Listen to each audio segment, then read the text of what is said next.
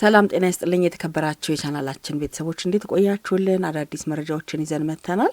አብራችሁን ቆዩ የአክብሮት ግብዣችን ነው። ይህንን ቻናል ላይክ፣ ሰብስክራይብ እንድታደርጉ ጋብዘናችኋል። በኢትዮጵያ ኦርቶዶክስ ተዋሕዶ ቤተክርስቲያን የዋሽንግተንና አካባቢው ሀገረ ስብከት ጽሕፈት ቤት መልአከ ጽዮን ቀሲስ ደበበ እስጢፋኖስ ሰሞኑን በቀረበባቸው ውንጀላ ዙሪያ በ7 ቀናት ውስጥ ምላሽ እንዲሰጡ ማዘዙን የቤተክርስቲያኗ ሕዝብ ግንኙነት መምሪያ አስታውቋል። ቀሲስ ክብረ ክህነት የሚያጎድፍ ድርጊት ፈጽሟል የሚል መረጃ በተለያዩ መገናኛ ብዙኃን አማካኝነት እንደቀረበባቸው ጽሕፈት ቤቱ መግለጹን መምሪያው ማምሻውን ባሰራጨው መረጃ ገልጿል። መረጃው ሕዝበ ክርስቲያኑን ያስቆጣና በስፋት እያነጋገረ ያለ ጉዳይ መሆኑን የገለጸው ሀገረ ስብከቱ ሆኖም በቀሲስ ድርጊት ተበድለናል ባዮች እስካሁን ለሀገረ ስብከቱ በጽሑፍ ያቀረቡት አቤቱታ የለም ማለቱን መምሪያው ጠቅሷል። መልአከ ጽዮን ቀሲስ ደበበ በሀገረ ስብከቱ በቨርጂኒያ ግዛት የደብረ ቁስቋም ቅድስት ማርያም ቤተ ክርስቲያን አስተዳዳሪ መሆናቸው ይታወቃል። በጋምቤላ ክልል አኝዋክ ዞን በጎግ ወረዳ የ12ኛ ክፍል ፈተና ለመውሰድ ወደ ጋምቤላ ከተማ ሲጓዙ የነበሩ 3 ሴት ተማሪዎችና አንዲት የ13 ዓመት ልጅ ረቡዕ ዕለት በታጣቂዎች መታገታቸውን የክልሉ ፖሊስ አስታውቋል ሲል ዋዜማ ዘግቧል። እገታውን የፈጸሙት ከደቡብ ሱዳን ሰርገው የገቡ የሙርሌ ጎሳ ታጣቂዎች እንደሆኑ ፖሊስ አስታውቋል። ታጋቾቹን ለማፈላለግና ለማስለቀቅም የጸጥታ ኃይሎች በአካባቢው ተሰማርተዋል። ሙርሌ የተሰኘው የደቡብ ሱዳን ታጣቂ ቡድን ከ14 እስከ 27 ዓመት ዕድሜ ክልል ውስጥ ያሉ 4 ሴቶችን ነው ወደ ከተማው እየሄዱ ያሉ ተኩስ በመክፈት አፍኖ እንደወሰዳቸው የተገለጸው። ኮሚሽነሩ አስቀድሞ በአካባቢው የነበሩ የጎግ ወረዳ ፖሊስ አባላትና ሚሊሻዎችን በኋላም ደግሞ የፌዴራል ፖሊስ፣ የሀገር መከላከያ ሰራዊትና የጸጥታ መዋቅር የጋራ ግብረ ኃይል ታፍነው የተወሰዱትን ለማስመለስ ቡድኑ እየተከታተለ መሆኑንም አስታውቋል። በደቡብ ሱዳን የሚንቀሳቀሰው የሙርሌ ታጣቂ ቡድን ከጋምቤላ ክልል የተለያዩ አካባቢዎች በተደጋጋሚ ሰዎችን እያፈነ እንደሚወስድ የተናገሩት ኮሚሽነሩ በጸጥታ ኃይሎች ኦፕሬሽን ከተመለሱት በስተቀር አብዛኞቹ እንደሚገደሉና ሱዳን ወስዶ ለጉልበት ስራ እንደሚሸጧቸው መረጃዎች እንደሚደርሷቸውም ገልጸዋል። ኮሚሽነሩ አክለውም በ2017 ዓ.ም ብቻ 16 ህጻናትና በመቶዎች የሚቆጠሩ ከብቶችን በእነዚህ የታጣቂ ቡድኖች ተዘርፈዋል ሲሉ ነው የተናገሩት። በ2028 የኢትዮጵያ ኤሌክትሪክ ኃይል አገልግሎት በ400 ታሪፍ ጭማሪ እንደሚያደርግ ተነግሯል።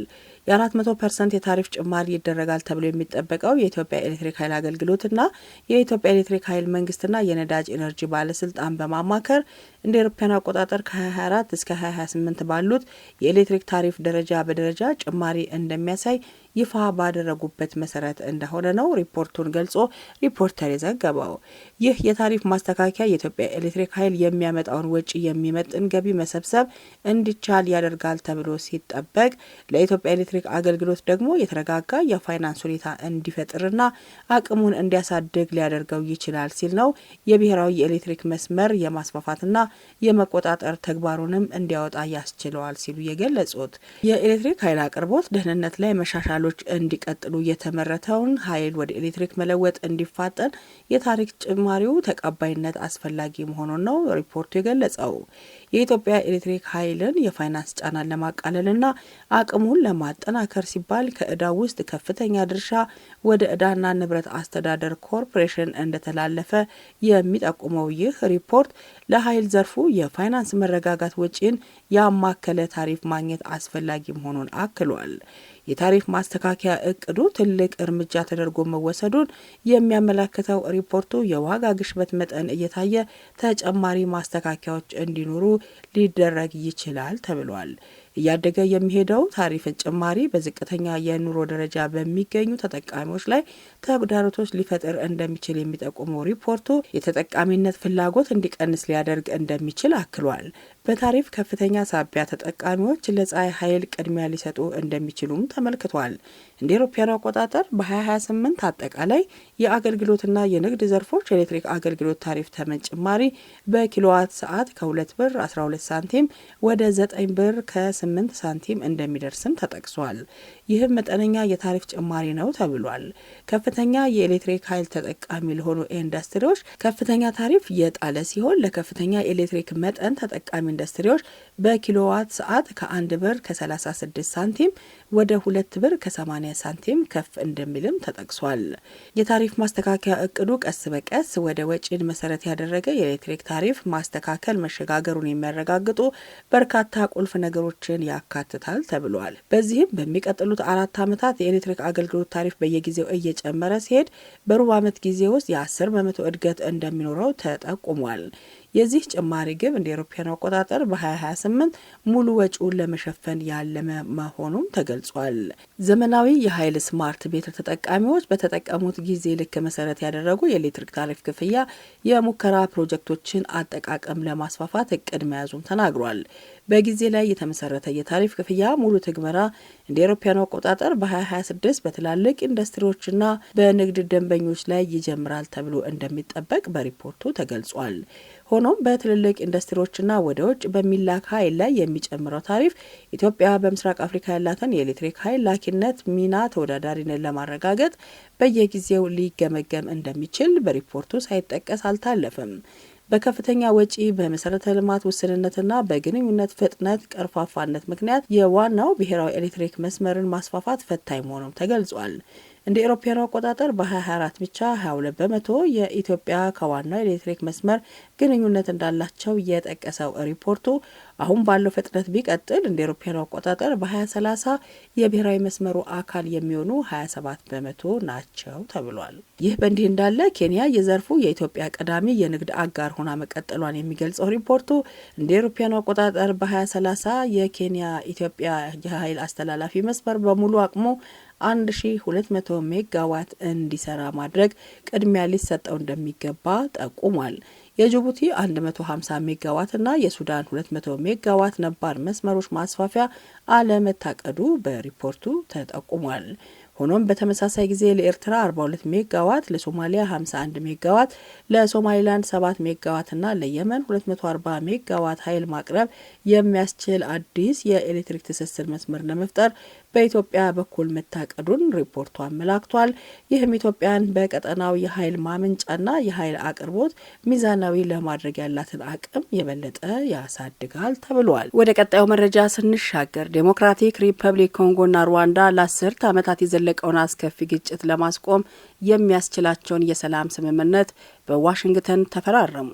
በአሜሪካ ፕሬዝዳንት ዶናልድ ትራምፕ አማካኝነት የተፈረመው ይህ የሰላም ስምምነት አሜሪካ ከኮንጎ ብርቅዬ ማዕድናት ተጠቃሚ እንድትሆን ሊያደርጋት እንደሚችል እየተገለጸ ነው። በሁለቱ ጎረቤት አገራት የተደረሰው የሰላም ስምምነት በምስራቅ ዴሞክራቲክ ሪፐብሊክ ኮንጎ የሚዋጉ ታጣቂ ቡድኖች ውጊያ ማቆም፣ ትጥቅ መፍታትና ተዋጊዎችን ወደ መደበኛ ሕይወት መመለስን ያለመ ነው ተብሏል። ስምምነቱን በተመለከተ ዝርዝር መረጃዎች ግን አልወጡም። በቀጠናው አሸማጋይነት የተጀመሩት የሰላም ስምምነቶች ከዚህ ቀደም ቢከሽፉም የአሜሪካና የኮንጎ መሪዎች ስምምነቱን ካሁኑ ትልቅ ድል ሲሉ አሞካሽተውታል። ዛሬ ግጭትና ውድመቱ ተቋጭቷል፣ መላው ቀጠና አዲስ የተስፋና የድል ምዕራፍ ጀምሯል ሲሉ የአሜሪካው ፕሬዝዳንት ዶናልድ ትራምፕ ተናግረዋል። ትራምፕ ምክትል ፕሬዝደንታቸው ጄዲ ቫንስ፣ የውጭ ጉዳይ ሚኒስትራቸው ማርኮ ሩቢዮ እንዲሁም ከዲሞክራቲክ ሪፐብሊክ ኮንጎና ሩዋንዳ የተውጣጡ ልዑካን በተገኙበት ቢሮአቸው በሰጡት መግለጫ የሰላም ስምምነቱን አስደናቂ ድል ብለውታል። ስምምነቱ የተፈረመው በአገሪቱ የውጭ ጉዳይ ሚኒስትሮች አማካኝነት በአሜሪካ የውጭ ጉዳይ ሚኒስቴር ቢሮ ውስጥ ነው። ትራምፕ ከዚህ በኋላ በስምምነቱ ላይ ፊርማቸውን ባኖሩበት ወቅት ትልቅ ስኬት ነው ብለዋል። የኮንጎ ፕሬዝደንት ጽህፈት ቤትም ለፕሬዝደንት ፊሊክስ እንደተናገሩት ከሆነ በ30 ዓመት ከተከታዩ የበለጠ ሌላ ዲፕሎማሲያዊ ስኬት ሲል የሰላም ስምምነቱ ከመፈረሙ በፊት መግለጫ አውጥቷል። ምንም እንኳ ቀኑ ባይገለጽም የኮንጎ ፕሬዝደንት ፌሊክስ እንደተናገሩት ከሆነ የሩዋንዳው ፕሬዝደንት ፖል ካጋሜ ወደ ዋሽንግተን አቅንተው ከትራምፕ ጋር እንደሚገናኙ ተነግሯል። በሁለቱ ሀገራት መካከል ያለው ውጥረት በተባባሰበት ወቅት ኳታር ይህንን ለማርገብ ከጥቂት ወራት በፊት የሽምግልና ጥረት መጀመሯን ስለ ድርድሩ የሚያውቁ ዲፕሎማቶች ተናግረዋል። ኳታር ወደ ሁለቱ ሀገራት ልዑካን የላከች ሲሆን የኮንጎና የሩዋንዳ ፕሬዝደንቶች ዶሃ ላይ ከተገናኙ በኋላ ከአሜሪካ የሚደገፍ የጋራ ኮሚቴ ተቋቁሟል ሲሉ እኚሁ ዲፕሎማት አክለው ተናግረዋል።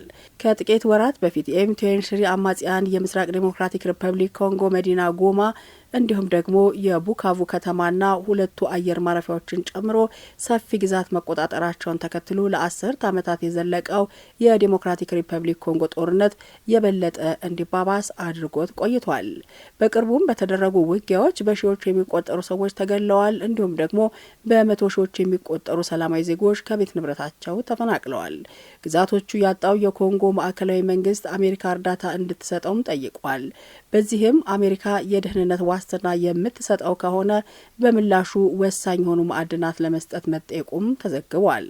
የምስራቅ ዲሞክራቲክ ሪፐብሊክ ኮንጎ ግዛት ኮልታን ጨምሮ በዓለም አቀፉ የኤሌክትሪክ ኢንዱስትሪ አስፈላጊ የሆኑ የማዕድናት ግብዓቶች እየበለጸገ ነው።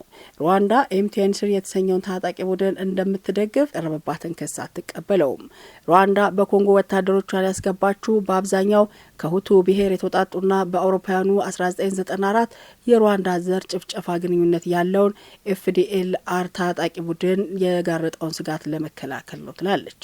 ሩዋንዳ በበኩሏ ኤፍዲኤልአር የተሰኘውን ቡድን ኮንጎ ተደግፋለች ስትል የምትከስ ሲሆን ኮንጎ ይህንን በፍጹም አልቀበለውም እያለች ነው። የኮንጎ ተደራዳሪዎች የሩዋንዳ ወታደሮች ከኮንጎ በአስቸኳይ መውጣታቸው በስምምነቱ እንዲካተት ጫና ማድረጋቸውን ሮይተርስ የዜና ወኪል ዘግቧል። በኮንጎ ምድር 7000 ወታደር ያላት ሩዋንዳ ይህንን ለመቀበል ፈቃደኛ እንዳልሆነች ገልጻለች። የሩዋንዳ ወታደሮች ከዲሞክራቲክ ሪፐብሊክ ኮንጎ ለቆ መውጣት ለሁለቱ አገራት አከራካሪ ከሆኑ ጉዳዮች አንዱ ነው። ስምምነቱ ሊፈረም ጥቂት ሰዓታት ሲቀረው ጽህፈት ቤቱ ስምምነቱን የሩዋንዳ ወታደሮች ለቀው እንዲወጡ የሚያስችል ነው ብለዋል። ሆኖም የተፈረመው ስምምነት ሙሉ ዝርዝር ይፋ እስካልሆነ ድረስ በርካታ መሰረታዊ ጥያቄዎች ምላሽ አያገኙም እየተባለ ነው። ክብራትና ክብራን የቻናላችን ቤተሰቦች መረጃዎቻችን በእንዲህ መልኩ ተጠናቀዋል። ይህንን ቻናል ላይክ፣ ሰብስክራይብ ልታደርጉ ጋብዘናችኋል። መልካም ጊዜ በያላችሁበት ቸር ይቆየን።